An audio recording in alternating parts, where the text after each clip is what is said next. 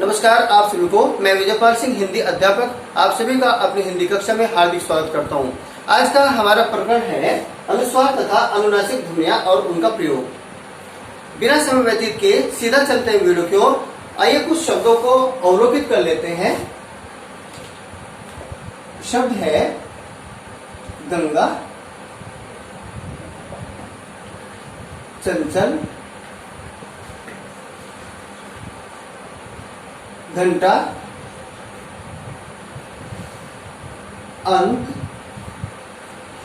Pump. ये हमारे 5 शब्द यहाँ पर लिखे गए हैं।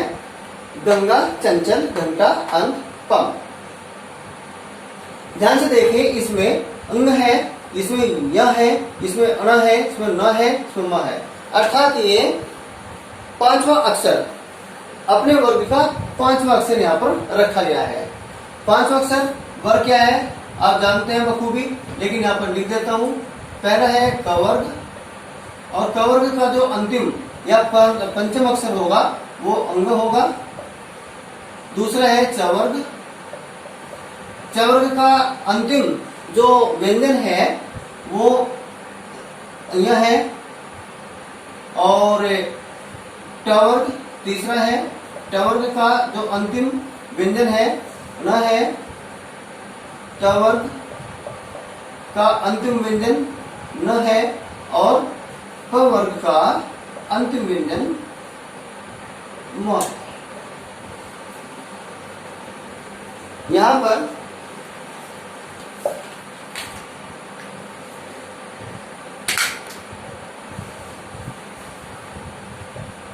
पर ध्यान देने की बात है कि कवर का अंतिम अक्षर क्या हो गया, व्यंजन हो गया, अंग हो गया, चवर का यह हो गया, टवर का न है, टवर का न है, पावर का म है। तो आपने इसको इस प्रकार से भी शब्दों को लिखा हुआ देखा है। गंगा है, चंचल है, घंटा है, अंक है, पंप है। इसके अतिरिक्त आपने एक दूसरा रूप भी इनका देखा हुआ है, और वो है गंगा, चंचल, घंटा, अंक और पंप। आपने ये रूप भी इनका देखा है। क्या आपको मालूम है कि ये जो रूप आया है इनका, ये यहां कहां से आया, इसकी जानकारी प्राप्त करते हैं। आचार्य श्री श्याम सुंदर दास जी ने हिंदी समिति में की जो सभा हुई थी उसमें सीधा सीधा ये सुझाव दिया था कि जो पंचम वर्ण है, और पंचम वर्ण हमारे कौन से हैं, अंग, य, न, म। ये जो पंचम वर्ण है, इनसे जो हम शब्द लिखते हैं, जैसे गंगा लिखा, चंचल लिखा, घंटा लिखा इत्यादि बहुत सारे शब्द हैं, तो उनमें हमने पंचम वर्ण जोगतु लिखा करते थे। उसमें हम तो पंचम वर्ण जोगतु लिखा जाता था। इसलिए श्री श्याम सुंदर दास जी ने एक सुझाव दिया, और सुझाव ये था कि पंचम वर्ण के बाद पंचम वर्ण जिन अक्षरों में शब्दों में आते हैं, तो उन शब्दों में जो पंचम वर्ण आता है, तो पंचम अक्षर आता है, उसको उसके रूप में न लिख करके, मूल रूप में न लिख करके अनुस्वार के रूप में लिखा जाना चाहिए। ये सुझाव दिया था। ये प्रश्न आ जाता है कि अनुस्वार का सुझाव, पंचमाक्षर को अनुस्वार में लिखने का सुझाव किस विद्वान ने दिया था, तो ये प्रश्न आ जाता है, तो श्री श्याम सुंदर दास उसका उत्तर होगा। अर्थात ये जो अवधारणा है, ये सुझाव है, ये आचार्य श्री श्याम सुंदर दास जी ने दिया था। उनका कथन था कि ये जो हमारे पंचमाक्षर हैं, ये नासिक के व्यंजन भी हैं। नासिक के व्यंजन, नासिक्य व्यंजन। नासिक के व्यंजन क्यों है? जब हम वर्णों का उच्चारण करते हैं, वर्णों के उच्चारण करते हुए जब हम उच्चारण करना चाहते हैं या कुछ बोलना चाहते हैं, तो स्वतः ही हमारे फेफड़ों से श्वास वायु, जिसको प्राण वायु कहते हैं, वो निकलती है। जब श्वास वायु बाहर निकलती है, तो वह वायु हमारे कंठ मार्ग से होती हुई हमारे श्वास नलिका के माध्यम से सीधा हमारे स्वर यंत्र से टकराती है, जिसको टेटवा में कहा जाता है। तो ये स्वर यंत्र से टकराती हुई इसी में से वो बाहर निकल करके हमारे मुख के विभिन्न अवयवों या स्थलों, जिनको कहते हैं स्थानों, हमारे मुख के विभिन्न स्थलों से वो वायु टकराती है, घर्षण करती है या अवरोधित होती है, अवरोधित रुकती है। तो जिन वर्णों के उच्चारण करने में जहां जहां पर भी वायु का स्पर्श हुआ, वायु संघर्षरत हुई, तो उन्हीं स्थानों को संबंधित व्यंजन या ध्वनि के उच्चारण का स्थान दे दिया गया। जैसे कंठ से अकु विसर्जनीयानाम कंठ, वो हमने उच्चारण स्थानों के बारे में जानकारी तब पता क्या था, अकु विसर्जनीयानाम कंठा कंठ से, और सीधा इचुविशानाम तालु, जो तालु से, फिर ऋटुरसानाम मूर्धा, मूर्धा से, लिटुरसानाम दंता, दांत से, उपपद्यमानियाम ओष्ठो, ओष्ठ से। तो इस प्रकार से ये सूत्र हैं, ये तो 11 सूत्र हैं, मैंने उसमें बताया था आपको, इसके बारे में विस्तृत जानकारी आप ले लीजिएगा उच्चारण स्थानों के बारे में, जो इससे पहले वीडियो बनी थी। लेकिन यहाँ पर मामला कुछ ये है कि जब हम उच्चारण करते हैं तो कुछ वर्णों के उच्चारण करने में वायु सीधे श्वास मुख से, अर्थात तो मुख से बाहर निकल जाती है और उनका उच्चारण मुख से ही हो जाता है। तो सीधे सीधे कुछ ऐसे वर्ण हैं जिनका उच्चारण करते हुए वायु रुक जाती है, अर्थात अवरोधित होती है। तो ऐसे में जो वायु अवरोधित होती है वह वायु हमारे नाक के माध्यम से बाहर निकलती है, अर्थात उन व्यंजनों का, उन ध्वनियों का उच्चारण करते हुए वो वायु सीधे नाक से बाहर निकलती है, अर्थात नाक से उनका उच्चारण हुआ माना जाता है। तो चूंकि मुख से भी वायु बाहर आई है और नाक से भी, अर्थात नाक से ज्यादा आई है, तो इसलिए इनको नासिक्य व्यंजन कहा जाता है। सरल शब्दों में नासिक्य व्यंजन क्या होते हैं कि जिन वर्णों के उच्चारण करने में मुख में वायु अवरोधित होती है और वो नाक के मार्ग से बाहर निकलती है, तो ऐसे व्यंजनों को नासिक्य व्यंजन कहा जाता है। ये नासिक्य व्यंजन हमारे 5 हैं, अंग है, ञ है, ण है, न है, म है। तो इसी में आचार्य श्री श्यामसुंदर दास ने कहा था कि भाई इनमें जो नासिक्य व्यंजन है, चूंकि इनका जो उच्चारण हो रहा है वो नाक से हो रहा है, और सीधे सीधे अनुस्वार आपने देखा है, एक अनुस्वार है और एक अ है, दोनों ही अयोगवा है, दोनों ही क्या है, अयोगवा है। अयोगवा क्यों है? क्योंकि ये इनका जो निर्माण है वो स्वर से और व्यंजन से बना हुआ है, अ से और ह से बना हुआ है, या अ से और न से बना हुआ है। तो स्वर और व्यंजन के मेल से ये 2 वर्ण बने हुए हैं। तो ये स्वर से इसलिए बाहर हैं क्योंकि ये 2 व्यंजनों के मेल से बने हुए हैं, और इनको नहीं तो हम स्वर कह सकते हैं, नहीं हम इनको व्यंजन कह सकते हैं। तो ऐसे में जो अनुस्वार है, अनुस्वार का जो उच्चारण करेंगे वो भी उसमें उच्चारण करते समय नासिका मार्ग से, नाक से ज्यादा वायु बाहर निकलती है। तो सीधे सीधे परिभाषा क्या बनेगी अनुस्वार की? जिन वर्णों का उच्चारण करते, जिन ध्वनियों का उच्चारण करते समय वायु मुख के साथ साथ नासिका मार्ग से भी बाहर निकलती है, तो ऐसे वर्णों को नासिका मार्ग से बाहर निकलते हैं, तो ज्यादा मात्रा में बाहर निकलते वायु, अर्थात नाक से उच्चारण हुआ माना जाता है। तो ऐसे वर्णों को अनुस्वार या नासिक्य व्यंजन कहा जाता है, और अनुस्वार भी नासिका से ज्यादा वायु बाहर निकलने है तो उसको अनुस्वार कहा जाता है। तो इसीलिए आचार्य श्री श्यामसुंदर दास जी ने अनुस्वार को ही पंचम अक्षर के स्थान पर रखने के लिए कहा था। अयोगवा क्यों? अयोगवा अर्थात किसी प्रकार का मेल न होने पर भी, किसी प्रकार का योग न होने पर भी साथ साथ चलने वाले, या तो मजबूरी कह लीजिए, इनकी बाध्यता कह लीजिए कि एक दूसरे के बिना चल नहीं सकते। एंड केयरिंग एंड शेयरिंग वाला फॉर्मूला यहाँ पर अपनाया गया है इनके द्वारा। तो कुछ योग न होने पर भी, कुछ मेल न होने पर भी साथ साथ चलते हैं, इसलिए इनको अयोगवा कहा जाता है। ये प्रश्न आ जाता है, इसलिए ये भी जरूरी था। अब बात करते हैं, ये सिद्ध हो गया इतना कि ऐसा हो गया, तो अनुस्वार क्या हुए हमारे?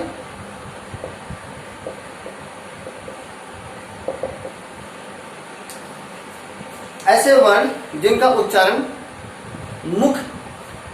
करते समय मुख में वायु अवरोधित होती है, और वो वायु जो अवरुद्ध हुई है वो नासिका मार्ग से बाहर निकलती है, तो ऐसे वर्णों को अनुस्वार कहा जाता है। और ऐसे ही ये तो हमारे 5 वर्ग है, तो इनके 5 जो अंतिम वर्ण है इनको भी नासिकीय व्यंजन कहा जाता है, और इनको भी अनुस्वार के रूप में रखा गया है, क्योंकि इनका उच्चारण भी नाक के द्वारा होता है। अंग का उच्चारण भी नाक के द्वारा होता है। ये मैं समझता हूँ कि ये स्पष्ट हो गया होगा। चूंकि स्पष्ट हो गया है, तब बात करते हैं अनुनासिक की। अनुनासिक क्या है?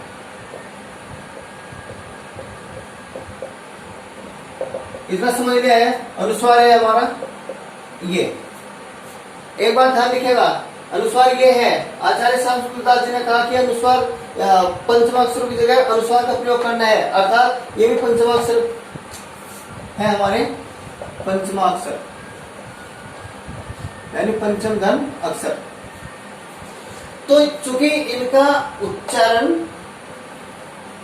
यहां पर अनुस्वार की भांति हो रहा है और यहां पर अनुस्वार के रूप में अनुस्वार का जो चिन्ह है वो ये है, इसके अनुस्वार के चिन्ह के रूप में इन वर्णों को रखा गया है। बात ध्यान देने की है। तो ऐसे में एक ये हो गया, 5 ये हो गए, तो ये 6 तो अनुस्वार नहीं माने जाएंगे। ये रहेंगे तो नासिक के व्यंजन ही, और अनुस्वार एक ही आएगा। अगर कोई प्रश्न आ जाता है कि कितने अनुस्वार हैं, तो आपको एक ही अनुस्वार बताना है, ये अनुस्वार है, ये हमारे नासिक के व्यंजन है। तो अलग से इनकी गिनती नहीं होगी, एक साथ नहीं होगी, अलग है। अनुनासिक क्या है? अनुनासिक, इसमें तो नाक के माध्यम से ज्यादा वायु निकली है तो अनुस्वार हुआ। और अनुनासिक में क्या होगा? अनुनासिक में एक ये अनुस्वार का कोमल रूप ही है, अनुस्वार का कोमल रूप ही अनुनासिक कहलाता है। और इसमें जो एक संकेत बना वो इस प्रकार से बनेगा, अर्थात एक यहाँ पर ऐसे अर्धवृत्त लगाया और इसके नीचे ये शिरोरेखा के ऊपर पड़ते हैं और ये यहाँ पर बिंदु लगाया, अर्थात ये हमें एक चंद्र बनाया, अर्धचंद्र बनाया और यहीं पर हमने बिंदु लगाया, तो इसी को कहा गया चंद्र बिंदु। चंद्र बिंदु, ये हमारा चंद्र बिंदु है। परिभाषा क्या बनेगी? अनुनासिक की परिभाषा क्या बनेगी कि जिन वर्णों के उच्चारण करते समय वायु नाक के साथ साथ मुख से भी बाहर निकले तो ऐसे वर्णों को अनुनासिक ध्वनियां कहा जाता है। और हमारे जो स्वर हैं, स्वर में जो इस प्रकार से लगाए जाते हैं, ये हमारे ये अनुनासिक जो होते हैं स्वर ध्वनियां ही होती हैं। तो जिन वर्णों के उच्चारण करते समय श्वास वायु मुख के साथ साथ नाक से निकले और नाक से कम तो मुख से ज्यादा निकले, तो ऐसे वर्णों को हम अनुनासिक वर्ण या अनुनासिक ध्वनियां कहते हैं। अंदर थोड़ा सा देख लीजिएगा, इसमें बहुत भ्रम उत्पन्न होता है। अनुस्वार का जब उच्चारण करते हैं तो नाक से ज्यादा वायु निकलेगी और मुख से कम निकलेगी, तो अनुस्वार में वायु नाक से ज्यादा बाहर निकलेगी। अनुनासिक में वायु नाक से कम और मुख से ज्यादा बाहर निकलेगी। इस बात को आप ध्यान रखिएगा, यहाँ ज्यादा और यहाँ पर कम और मुख से ज्यादा होगी, मुख से ज्यादा, इस बात को ध्यान रखना है। इसके बाद में अब बात आती है कि भाई हम चूंकि अनुनासिक का पाठ थोड़ा है तो अनुनासिक को पहले ले लेता हूं। अनुनासिक का प्रयोग हम कहाँ कहाँ करते हैं, अर्थात चंद्र बिंदु का हम प्रयोग कब और कहाँ कहाँ करते हैं। देखिए, एक इस प्रकार से एक लाइन जो खींची है इसको शिरोरेखा कहा जाता है। शिरोरेखा, तो शिरोरेखा से ऊपर, इस शिरोरेखा से ऊपर जो मात्राएं जाएंगी उनके पास जो अनुस्वार लगता है वो अनुस्वार न होकर के सही मायनों में अनुनासिक ही होता है। कैसे? ये होते हैं हमारी, जैसे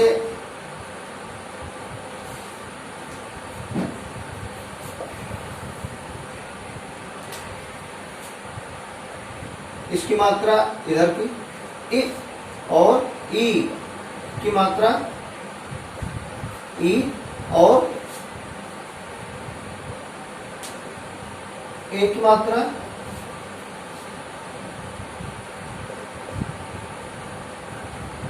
आई की मात्रा,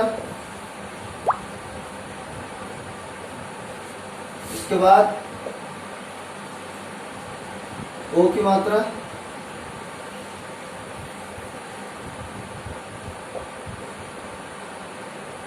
तथा औ की मात्रा, और औ की मात्रा होगी। तो ध्यान दीजिए, यहाँ पर ये शिरोरेखा है, ये शिरोरेखा से ऊपर, तो शिरोरेखा से ऊपर जो मात्राएं गई हैं, इनके साथ में जो अनुस्वार आपने एक बिंदु लगा हुआ देखा है, उदाहरण के तौर पर सिंह, यहाँ पर ये तो बिंदु लगा हुआ है, ये बिंदु ही अनुस्वार है ऐसा हम सोचते हैं, जबकि अनुस्वार नहीं है, ये अनुनासिक है।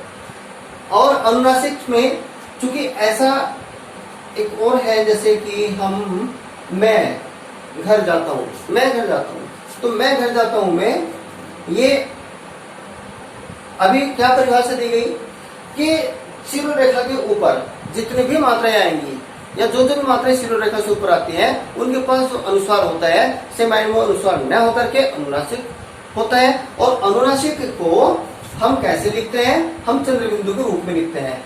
अनुनासिक को हम ऐसे लिखते हैं, तो अनुस्वार को हम सीधा एक बिंदु के रूप में लिखते हैं। अब चूंकि यहाँ पर सिंह है, सिंह के पास में एक ये बिंदु लगा दिया गया है, अब ये लोग समझते हैं कि अनुस्वार है, अनुस्वार नहीं है, अनुनासिक है। अब ये ऐसा क्यों है, हम जान गए कि शिरोरेखा से ऊपर जो मात्राएं हैं, उनके पास जो बिंदु लगाया जाता है वो चंद्र बिंदु होता है, हमने ये जान लिया है, क्योंकि वो अनुनासिक है। अब अनुनासिक जो है, अब सिंह में कभी आपने ऐसा लिखा हुआ नहीं देखा होगा, एक शब्द है मैं को आप यहाँ पर आपने कभी ऐसा नहीं देखा होगा घर में, या मैं है ऐसे, तो चंद्रबिंदु ऐसे नहीं देखा। ऐसा क्यों? क्योंकि यहाँ पर स्थान नहीं होता है, और ऐसे में ये बड़ा अजीब लगता है। तो अजीब ना लगे, स्थान की कमी के, स्थान अभाव की होने के कारण यहाँ पर सिर्फ हम अनुस्वार ही लगाते हैं।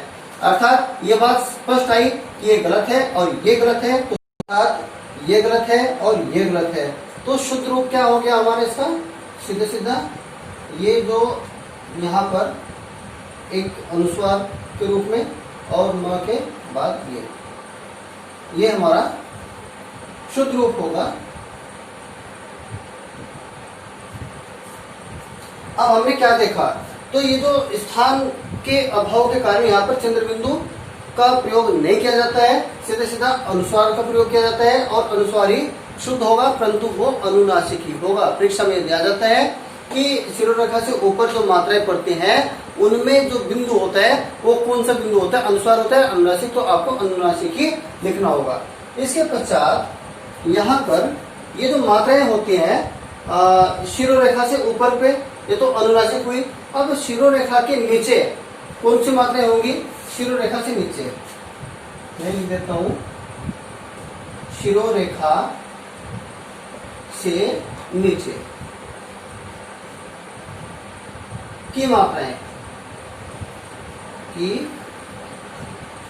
मात्राओं पर अनुनासिक का प्रयोग। जैसे माँ है, माँ एक शब्द है, तो यहाँ पर माँ पर ये चंद्रबिंदु पूरा लगा। इसके बाद आंचल,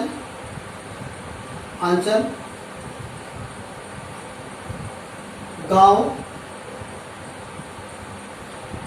इत्यादि।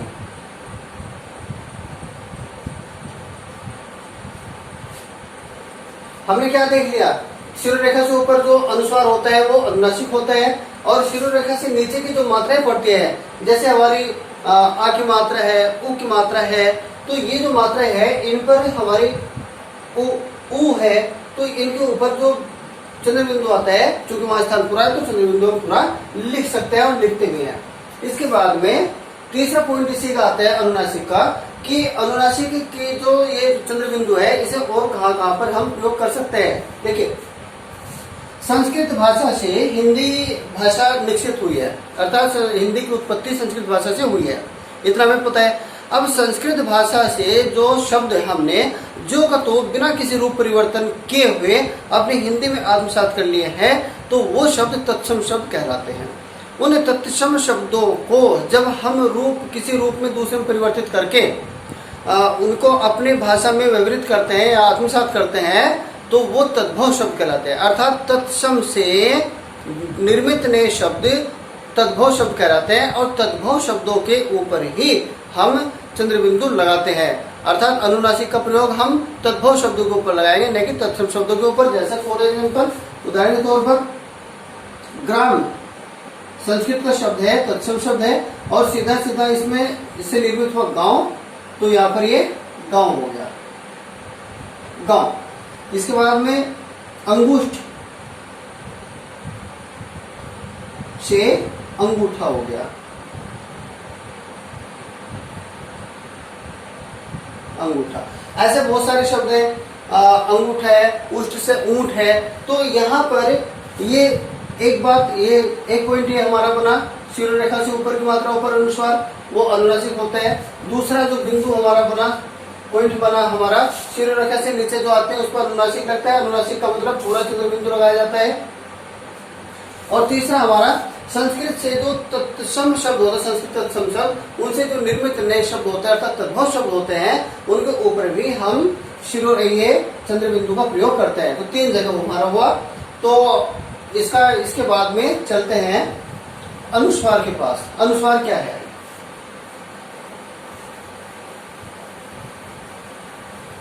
यहाँ पर हमने अनुनासिक के बारे में उसका पूरी जानकारी प्राप्त कर ली है। अब अनुस्वार का प्रयोग कहाँ कहाँ पर और कैसे कैसे होता है, सीधा सीधा है। अनुनासिक की जगह पर भी अनुस्वार का प्रयोग होता है। तीसरी बात, एक बात आती है अनुस्वार में कि ये जो हमारे 5 वर्ग हैं, इनका क, ख, ग, ख, अंग और च, छ, ज, झ, य, ट, ठ, ड, ढ, ण, त, थ, द, ध, न, प, फ, ब, भ, न। तो यहाँ पर ये हमारे 5 वर्ग हो गए।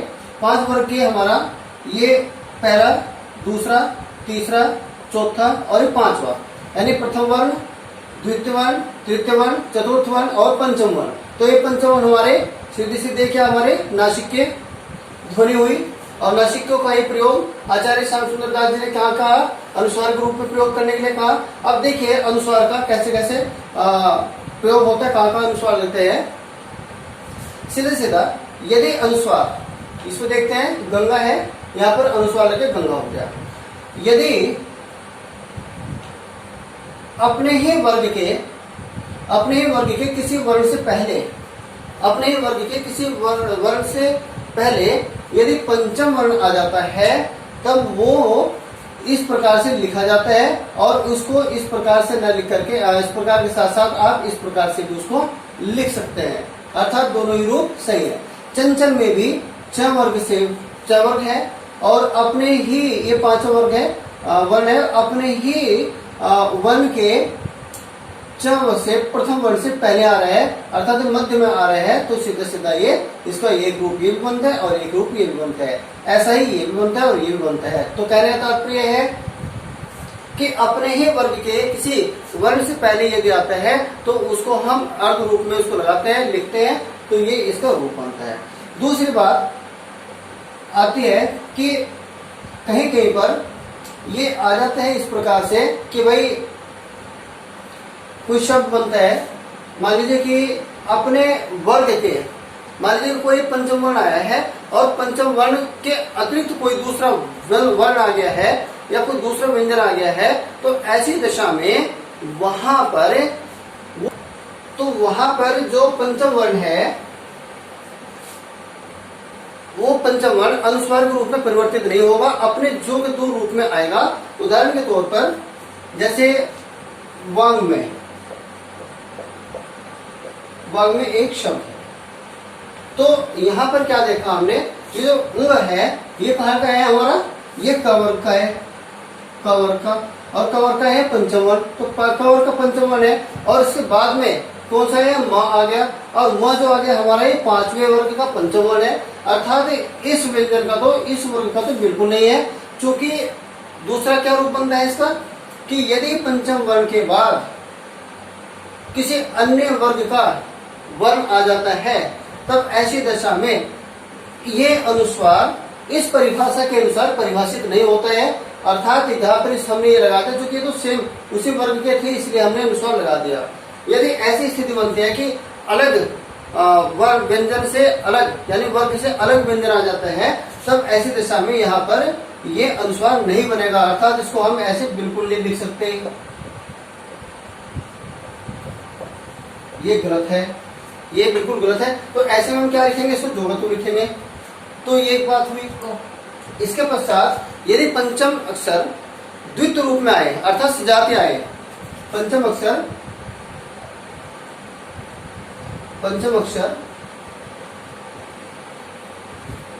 सजातीय हो,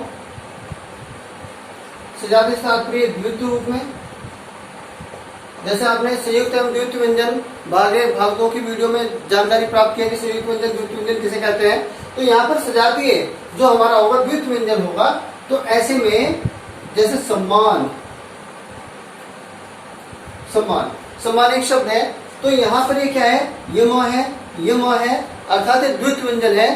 तो जहां पर द्वित व्यंजन आ जाता है, यानी एक पंचम अक्षर 2 बार आ जाता है, वो उसकी पुनरावृत्ति हो जाती है, तो ऐसी दिशा में हम उसे अनुस्वार के रूप में बिल्कुल नहीं लिख सकते। अर्थात इसको हम ऐसे नहीं लिख सकते। यहाँ पर अनुस्वार का निषेध होगा और पूर्णतः निषेध होगा, ये गलत है। तो शुद्ध क्या है, ये है। ऐसे ही सम्मति में भी यहाँ पर स है, अधम है, फिर म है, अर्थात ये हमारा कौन सा बन रहा है, ये द्वित व्यंजन बन रहा है, इसी की तरह द्वित व्यंजन बन रहा है। तो ऐसे में यहाँ भी हम इस प्रकार से इसको नहीं लिखेंगे, तो यहाँ भी अनुस्वार का निषेध होगा, ये गलत होगा। अर्थात ये क्या सीख लिया आपने कि द्वित व्यंजन अर्थात सजातीय वर्ण पंचम अक्षर अगर साथ ही है या 2 बार आ रहा है या द्वित व्यंजन है, तो वहां पर उसको अनुस्वार के रूप में नहीं लिखा जाएगा, ये गलत हो जाएगा। और इस प्रकार के प्रश्न आते हैं, तो आपको इस बात का ध्यान रखना है। दूसरी बात, संयुक्त व्यंजन जो हमारे होते हैं, संयुक्त व्यंजन, जैसे हमने शब्द लिखा है जन्म एक शब्द है, तो जन्म में हमने इसको, चूंकि हमने ऐसा इसको ज धन न धन म धन आ, इस प्रकार से हमने इसको व्याख्या कर लिया। तो सीधे सीधे ये क्या बना, ज बना, और ये हमारा न जो तो है ही है, और यहाँ पर ये हमारा इसको मिलाकर के वहां बन गया। अब क्या देखते हैं कि ये जो आधा न है, इस आधा न से और म से जो निर्मित शब्द बना, वो सीधा सीधा ज और आधा न म जन्म, अर्थात ये हमारा क्या हो गया, ये हमारा संयुक्त व्यंजन होगा। तो संयुक्त व्यंजन में यदि संयुक्त व्यंजन कहीं पर आ जाता है, तब संयुक्त व्यंजन में भी इसको हम अनुस्वार का निषेध मानेंगे इसमें, अर्थात संयुक्त व्यंजन में भी अनुस्वार नहीं लगाया जाएगा। संयुक्त व्यंजन में अलग से अगर वो वर्ण आया है तो उसके जो तो लिखा जाएगा। जन्म है तो जन्म होगा, अनुस्वार बिल्कुल नहीं है। देखिए कितना गलत बन गया। इसके पश्चात यदि अंतस्थ व्यंजन हमारे कौन से हैं, अंतस्थ व्यंजन य र ल व, और उस व्यंजन श स और स और ह, यदि ये 4 अंतस्थ व्यंजन और 4 हमारे उस व्यंजन आ जाते हैं, तो मैं इसको धो देता हूं थोड़ा।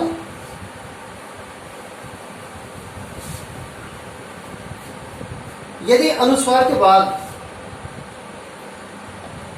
अनुस्वार के पश्चात यदि अंतस्थ व्यंजन और उस व्यंजन आते हैं,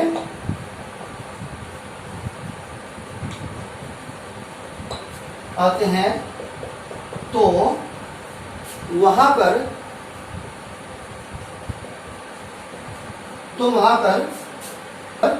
अनुस्वार का ही प्रयोग होता है। अर्थात पंचम वर्ण का ही प्रयोग होता है। क्यों होता है? क्योंकि ये किसी वर्ग विशेष में नहीं आता है, अर्थात इनका कोई वर्ग नहीं है, अलग से है। क्या आप समझ गए? आपने अनुस्वार के बाद यदि अंतस्थ व्यंजन और उस व्यंजन आते हैं तो वहां पर अनुस्वार का ही प्रयोग होता है। उदाहरणार्थ जैसे संयम, संचय, संलेपन इत्यादि। तो अब थोड़ा जान लेते हैं हमने आज के वीडियो में क्या क्या देखा। सबसे पहले हमने देखा कि आचार्य श्याम सुंदर दास जी ने एक सुझाव दिया, और सुझाव दिया कि जो पंचम अक्षर होते हैं अर्थात नासिक के व्यंजन जो होते हैं उनमें हम अनुस्वार का प्रयोग कर सकते हैं, ऐसा सुझाव दिया गया था जो अनुमन्य हुआ और हमने आत्मसात किया। अब हमें इसके साथ साथ ये रूप हमें दिखाई देता है, अब जो हम लिखते हैं ये लिखते हैं, ये भी सही, ये लिखते हैं, ये भी लिखते हैं, सही है, तो गलत नहीं है। अब ये सुझाव दिया गया था, ये हमने आत्मसात किया। क्यों किया गया था? क्योंकि मैंने बताया था कि भाषा को लेकर के ऐसा कुछ होता है, भाषा हिंदी कठिन मानी जाती है, वर्णमाला इसकी विस्तृत मानी जाती है, तो जो हमारे अहिंदी प्रांत के निवासी हैं उन्हें आराम से समझ में आ जाता है, तो उन्हीं के लिए ऐसा ये भाषा में हम ऐसा प्रयोग करते रहते हैं। तो वैसे काका कालेलकर जी ने भी एक सुझाव पहले दिया था, और सुझाव ये दिया था कि इसमें 12 खड़ी का प्रयोग किया जाना चाहिए। और 12 खड़ी का जो प्रयोग है काका कालेलकर जी के सुझाव के अनुरूप हुआ था। वहां पर जब हमने 12 खड़ी का प्रयोग किया तो वहाँ अनेक जो स्वर थे वो कम हो गए थे, और कह रहे तात्पर्य 12 खड़ी, और उसके बाद फिर ये सुझाव दिया गया। तो इस प्रकार से सुझाव होते हैं, जो हमारे जो सम्मेलन होते हैं विभिन्न प्रकार के संगोष्ठियां होते हैं, तो उसमें भाषा का सरलीकरण किया जाता है मूर्धन्य विद्वानों के द्वारा, भाषाविदों के द्वारा। तो अब क्या हुआ? अनुस्वार क्या हुआ? ध्यान देख लेंगे, ध्यान से देख लेंगे। अनुस्वार उच्चारण करते समय जो वायु है मुख के साथ साथ नाक से भी बाहर निकलते हैं, अर्थात नाक से ज्यादा निकलेगी वायु तो अनुस्वार वर्ण होगा, उसमें अनुस्वार कहलाएगा। और नासिक के वर्ण में भी नाक से ज्यादा वायु निकलती है। इसके बाद अनुनासिक में क्या होगा? ये हमारा चंद्र बिंदु है, अनुस्वार का एक बिंदु प्रयोग किया जाता है, चंद्र बिंदु ये है, तो चंद्र बिंदु को हम अर्धचंद्र लगाकर तो बिंदु लगाते हैं चंद्र बिंदु।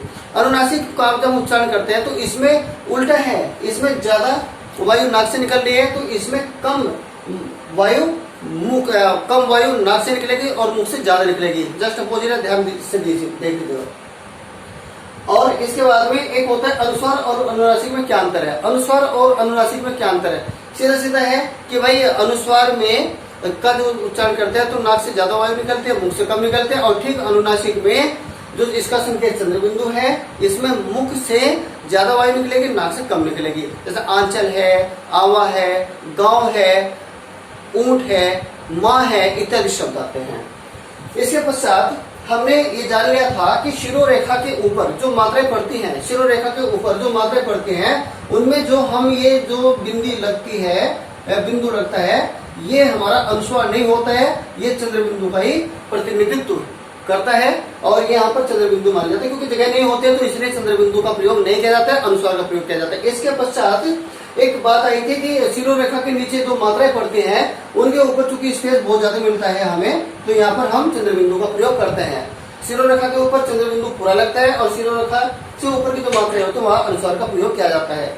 इसके पश्चात में एक जो बात आई थी कि संस्कृत से निकली हुई हिंदी भाषा है, तो संस्कृत के जो शब्द है हमने एज इट इज जो कि तो हमने आत्मसात किया है, उस शो के तो शब्द ले लिए गए हैं, तो उन शब्दों से, तत्सम शब्दों से जो निर्मित नए शब्द है, तद्भव शब्द है, उन तद्भव शब्दों के ऊपर हम चंद्र बिंदु का प्रयोग करते हैं, अर्थात तद्भव शब्दों की जहाँ आवश्यकता पड़ती है वह अनुनासिक का प्रयोग किया जाता है।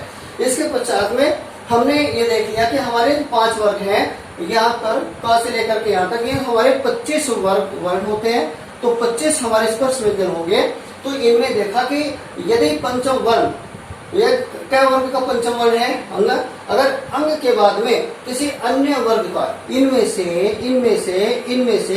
कोई सा भी व्यंजन आ रहे हैं, तो यहाँ पर वो सीधा सीधा व्यंजन अर्ध व्यंजन अर्थात ये जोगतु लिखा जाएगा, अर्थात मूल रूप इसका जोगतु लिखा जाएगा, और फिर वो जो व्यंजन आ रहे हैं वो जोगतु लिखा जाएगा। उदाहरण दिया था वांग्मय का, यहाँ पर का वर्ग का पंचम वर्ण अंग आ रहा है, तो अंग के साथ साथ में माँ आया है, और माँ हमारा 5 वर्ग का है, और यहाँ पर ये 5 वर्ग का पंचम वर्ण है, तो ये जोगतो आ गया था इस प्रकार से। ये चिन्मय है, चिन्मय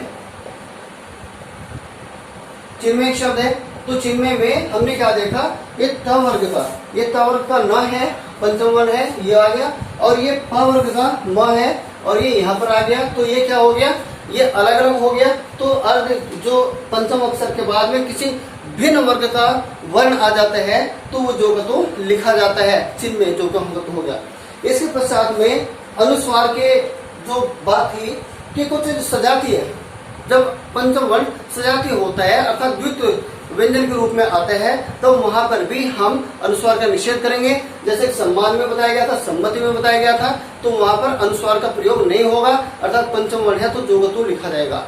ऐसे ही जो विजातीय रूप होता है, जो जिसको हम संयुक्त व्यंजन के रूप में जानते हैं, जैसे जन्म है और अन्य है, तो इस प्रकार के जो शब्द हैं और इनमें जो ये जो संयुक्त व्यंजन आते हैं, तो संयुक्त व्यंजन में भी अनुस्वार का निषेध होगा, क्योंकि अगर हम लिखते हैं, अगर हमने ये लिखा है अन्य, तो अन्य में ये जो अनुस्वार, जैसे कि इस परिभाषा के अनुसार बताया गया था, ये नहीं लिख सकते हम, क्योंकि यहाँ पर ये अन्य को अगर ऐसे हम करेंगे तो ये गलत हो जाएगा। तो सजाते में अनुस्वार का निषेध होगा, विजाते में अनुस्वार का निषेध होगा। इसके पश्चात में यहाँ पर जो हमारे उष्म व्यंजन है और अंतस्थ व्यंजन है, अंतस्थ व्यंजन और उष्म व्यंजनों से पहले यदि अनुस्वार है, या कहें कि अनुस्वार के बाद में अंतस्थ व्यंजन या लवा और उष्म व्यंजन श, स और ह ये आते हैं, तो ये जोगतो अनुस्वार के रूप में लिखा जाता है, अर्थात अनुस्वार अनुस्वार ही रहेगा। सीधा सीधा संयम है, संचय है, संलेपन है इत्यादि। मेरे सम्मानित दर्शकों, आज की वीडियो में हमने अनुस्वार की परिभाषा, अनुनासिक की परिभाषा, अनुस्वार और अनुनासिक में भेद, और हमने जान लिया कि किस प्रकार से हम अनुस्वार का रूप बदलते हैं, किस प्रकार से कहाँ पर पंचम अक्षर अपना नासिक के व्यंजन अपना रूप बदलते हैं, कहाँ पर रूप नहीं बदलते हैं। ये इसके विस्तार पूर्वक जानकारी प्राप्त की। आशा है आप लोग लाभान्वित इससे हुए होंगे या होंगे। आप लोगों की हार्दिक उत्तम सफलता की शुभकामना करते हुए पुनः मिलेंगे एक नई वीडियो के साथ। तब तक के लिए आप सभी को हार्दिक नमन।